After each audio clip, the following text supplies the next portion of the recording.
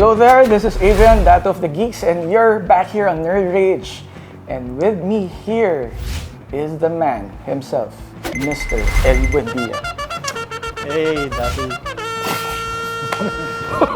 Wow, hey, Sir ELY Buendia. Or what do fans call you, Sir ELY? Ano yung mga honorifics that you've gotten all throughout these years? Yeah, the usual Sir ELY. Yan lang. With a British accent. Sir ELY? I wish. Would have made it much more fun. Yeah, so thank you for guesting here sa Nerd Rage. And My pleasure, man. Always good to be talking to you, fellow nerd. Yeah. Thank you. And ingay, I've always been meaning to talk to you about this. Kasi, alright, ever since I saw your sticker Happy Guitar with those Ultraman stickers, and your sticker Happy Piano, and that's when it hit me na these guys, especially that singer, is like me because he's a nerd too. So, parang, do you remember the earliest time that you got into these pop culture, sci-fi, fantasy, fandom things? Well, we're talking about Ultraman. I think that was the first time that I've fallen in love with a fictional character and a Japanese creation at that. In the 70s, Japanese culture was very prevalent, especially pop culture. I think I saw just a poster lang. I grew up in Naga. It's in the province, so we didn't get that much media from anywhere. So I just saw a poster of Ultraman. I fell in love with the costume and all that. I didn't even get to see an Ultraman film or anything until I was old na. And of course, I became impassioned about Star Wars. We moved from Naga to Pasig, so that was the time I started watching. I was able to watch all the good films, and Star Wars was one of them. And I remember going home really feeling so giddy, and parang I fell in love with filmmaking. I decided I wanted to be a filmmaker myself and started writing my own stories, my own sci-fi stories, of course based on that world. Sumikat sina Spielberg and Lucas up until I was in high school, and up until I was in college. I was hooked by pop culture and the geeky side of that. Do you remember one scene in Star Wars that really got you? Yung tipong binenta talaga sa'yo, parang, okay, this is the Well, I think from the get-go, the opening crawl, dun pa lang with John Williams' score, parang parang whoa! And the movie never lets up from the opening crawl until the end, the explosion of the Death Star.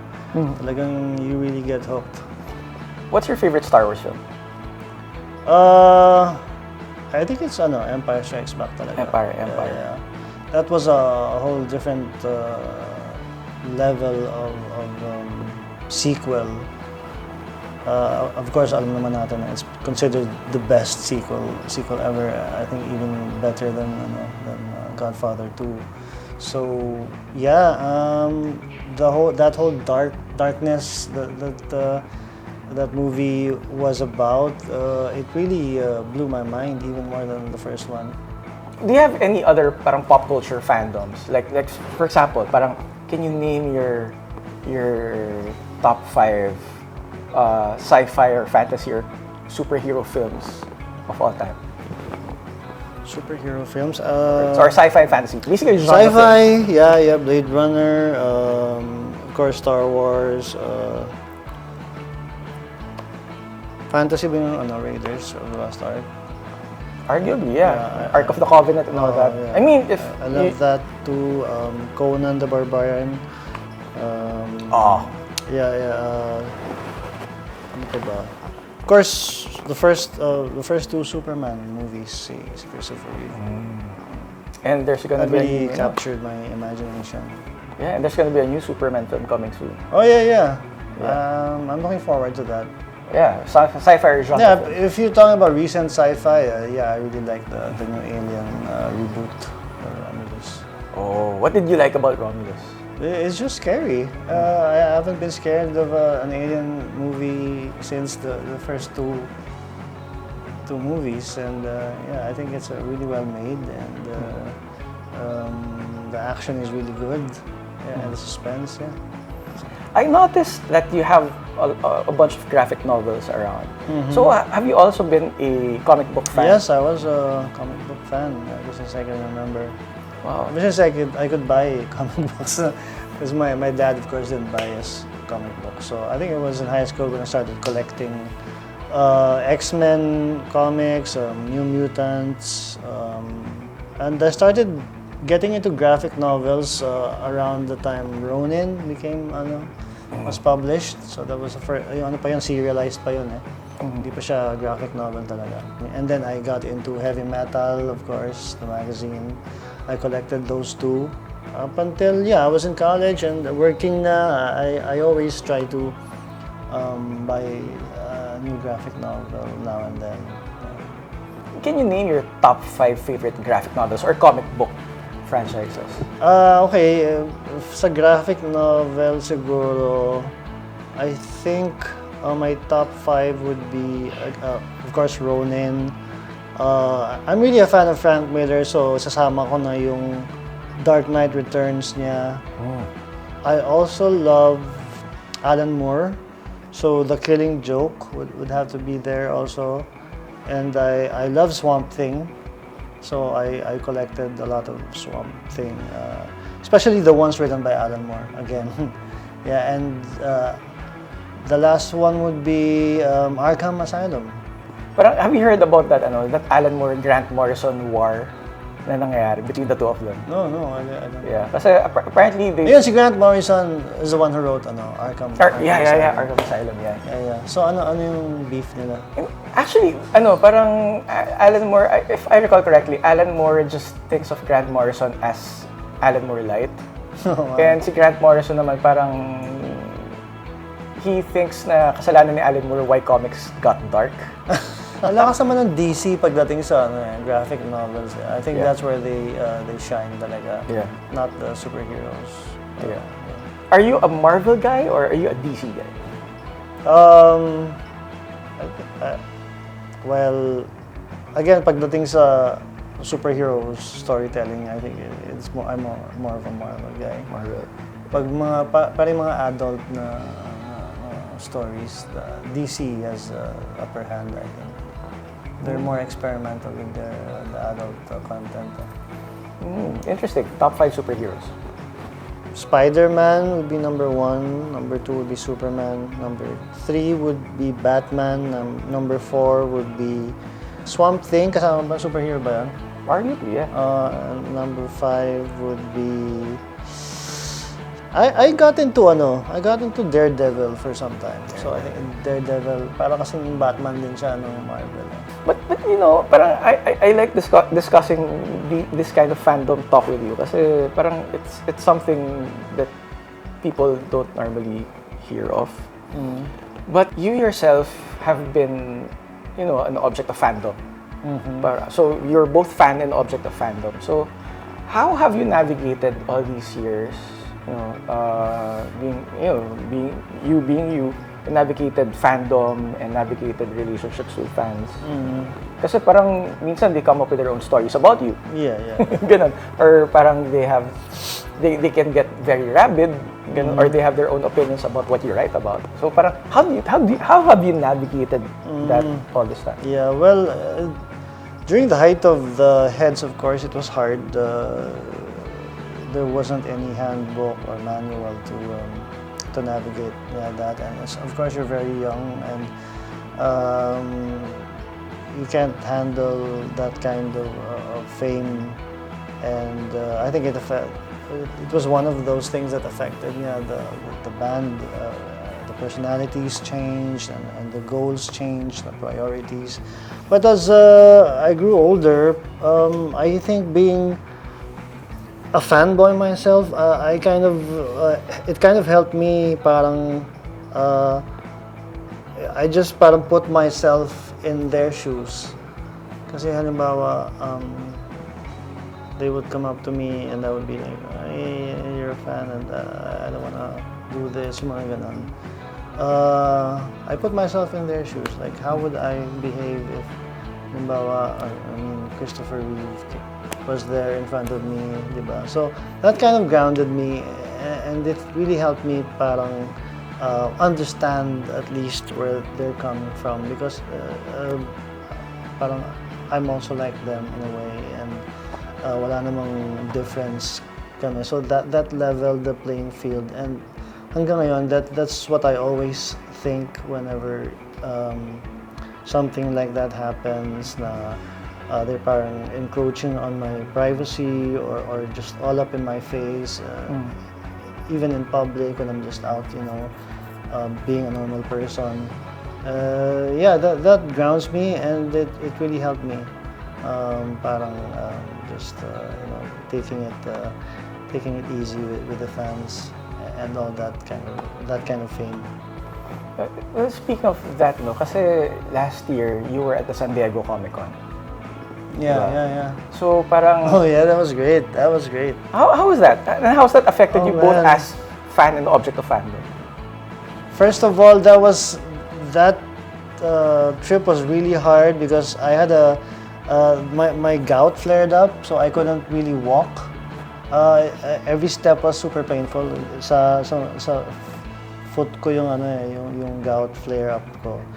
But then I had to go because I had work in Comic Con, and Ian was there, and I really wanted to go. So kahit ang sakit-sakit ng paa ko, you had to walk, diba? It was 3 hours of walking, but I persevered because there are a lot of stuff there that I could have only dreamed of seeing, and it was all there.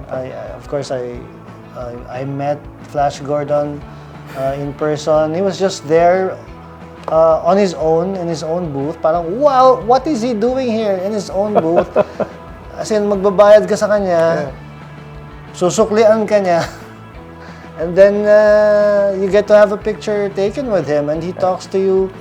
And again, that parang he was like a model celebrity for me, na parang, eto nga si Flash Gordon, nandito lang, hustling pa rin at his age. Yeah, what a guy, diba? And sabi ko sa sarili ko, I should be the same with the fans, no matter how weird they get. And I hope I wasn't weird, but maybe I was with him. I couldn't actually talk. You should ask Odds how starstruck I was with Flash Gordon. We also saw I forgot his name, but yung sa Shawshank Redemption, the rapist guy, the rapist. He was there also, and si Oz also had her picture taken with him. It was great. There were other celebrities there that we couldn't see dahil medyo may pila na eh. Si Kevin Smith was there. So parang na-inspire talaga ako na parang, damn, these guys, that's how you, I think, grow old gracefully with that kind of thing, diba? So. And giving back to fandom Giving culture. back, yeah. Just making people happy, and that's what the Eraserheads about now. At this point in our careers, is just to make the fans happy, Oh, now that you mentioned the Eraserheads, so you guys have a documentary film coming up. Don't act like you don't know. You worked on this film. Yeah, well, what started this idea? Kasi parang me as a music observer and a fan, or as you know, parang late fan ako. There's always been parang people, parang uttering conjectures on your behalf, diba? Fans, musician friends, and all that. But my observation is this is the definitive, parang stamp on the story coming from your mouth. So. Yeah. I think will be definitive, at least for a while. Because this encapsulates, of course, the beginning until the 2022 reunion, and even after 2 years, we've already changed as people. But you'll see there, I think, what we were like during the show and after the show. And like what we've always said, I think it was high time that we parang told our story and reclaimed our narratives. Because nga, dun sa sinasabi mong mga conjecture na a lot of people are like projecting themselves onto the band members. Ibig sabihin like, ayan, parang ganyan, si Ellie, mayabang kasi yan, yung mga ganon, di ba?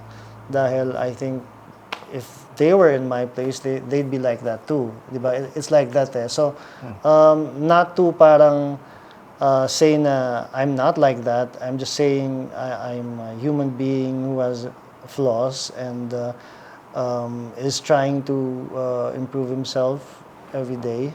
And that's all there is to the story of the Eraserheads. But at least people will now, I hope, realize na it's a very complicated relationship that we have, and no amount of parang simplifying it or projecting yourselves onto it will change the course of what we've done and what we're going to do.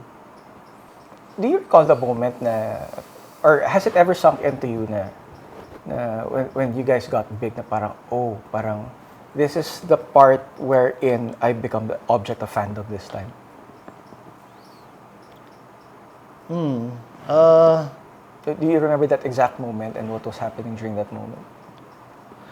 It's not like that was parang I waited for that moment, you know. But I do recall getting or having an very early fan of ours, of the E-Heads. Nung college pa to, I mean, we didn't even have an album out yet. We weren't signed yet. We just played a show in campus, and a fan came up to me and had me sign her autograph. Had me sign an autograph for her, and that was when I realized na at least something's happening na parang this could be a reality. All my dreams could be a reality because this is parang somehow starting. But I think the moment it dawned on me and it was really big now was when, of course, we had our first billboard in Cubao. Yeah. Because I was still working in Cubao, even though we had 2 albums out na. I was still working as a copywriter for BMG Records, and I would see that billboard on the way to work and on the way home, and that was really an epic thing to see. Parang if you had a mobile phone nung time na yun, that would Of course. selfie bigla. selfie agad yan. But you've had a long storied career. So while the E-Heads is there, when is the film coming out again? Kunwari hindi ko alam. When's the film coming out again? March 21 to 23. In all cinemas. Nationwide. Yeah. So watch out for that. And some of those cinemas will be in Dolby, of course. It's the first documentary on Dolby Atmos. And also may pakulo kami. The Heads will be playing in one of the theaters. We still don't know where or when, but it will be a surprise definitely for the audience. Ooh, okay. Yeah. Saan kaya yun? You'll find out. Pero yun nga, like what I was trying to say was, so yun nga, E-Heads and all that, you had a cliche itong like a long storied career, di ba? And you never really stopped performing and making music, and now you have your new album. Yeah. So how was that process like, parang getting back in the saddle, making new material? It came about really just because I wanted to go and see Abbey Road. I was in London with Anna Mori. She had a series of gigs there, and I said I want to see Abbey Road. But the last time we were there, I was with the E-Heads. Not even the Philippine embassy could pull some strings to let us inside the studio. And we just took pictures outside the gate, diba? When we planned the trip for London, I said, I have to get in. But the only way to get in was you'd have to have business there. Like, you have to have a session there. And it turns out that you can actually book a session there. Like, if you, if you have the money, of course, you can, and they'll let you book it no matter where you are from. And so we booked 1 day of recording there, and I had two songs that were already written, and I recorded those 2 songs there. And then afterwards, parang, well, I already have 2 songs recorded, and why not do a whole album? And this new album is called Method Adaptor. What do you think is Method Adaptor saying about the ELY BUENDIA of now? Well, it's just me at this point in my life. This is me. This is what I learned. This is how I look at things now. Yeah. And Method Adaptor is parang available in all streaming platforms. Oh, I think so. And it will soon. It will be also available sa in spatial audio. Ooh. On Apple. Yeah. Ooh, and how's that process like? Parang retrofitting or tailor fitting for spatial audio. Spatial, not special. It's It's spatial. It's parang 5.1 surround. I wish I knew how to do that, but it takes a certain very expensive equipment to mix in spatial, and we found the guy who did that. And it's a different discipline, a whole different beast. You got to play around with the placement of all the instruments. So it sounds really fun to do, but you'd have to have, of course, the equipment to do that. It's amazing it's amazing to hear you both geek out in the music process. And hearing you geek out also with your core fandom. I love talking, of course, kahit tayong dalawa lang, di ba, no cameras. Anytime, man, just say the word. I'll geek out with you. Because of that, thank you so much for this time. Oh, that was sudden. Hindi na hard stop. Akala ko may question pa. Okay, thank you.